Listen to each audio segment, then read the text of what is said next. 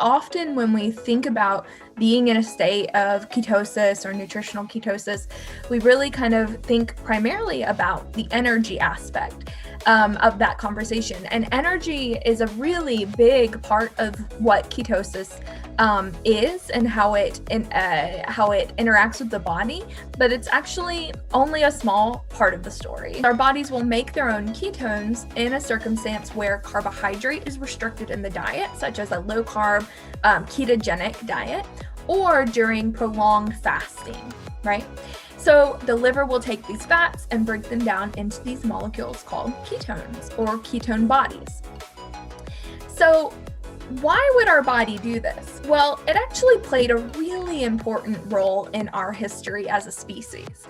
So it's thought that the ability for the human brain to utilize ketones for energy was actually key to humans evolving to have the very large brains that we do have compared to other animal species. But our hunter-gatherer ancestors didn't have the food that's constantly available to them like we do, right? So they really regularly experience kind of episodic starvation. They might have a large meal and then maybe not eat again for a couple of days or even longer. We don't store a lot of glucose in our body. So glucose stored in our body is called glycogen, and we have some in our liver and we have some in our muscle, but it's not a lot. Really, if we stop eating, we will run through that stored glucose in a matter of 24 to 48 hours. So that's not a very long time when you think about how our ancestors would regularly go days in between eating, in between meals. So it was really important for us to be able to fuel our large brains to have a backup energy source that would be available to our brains during those times. And so humans have these really large brains with a very high energy requirement.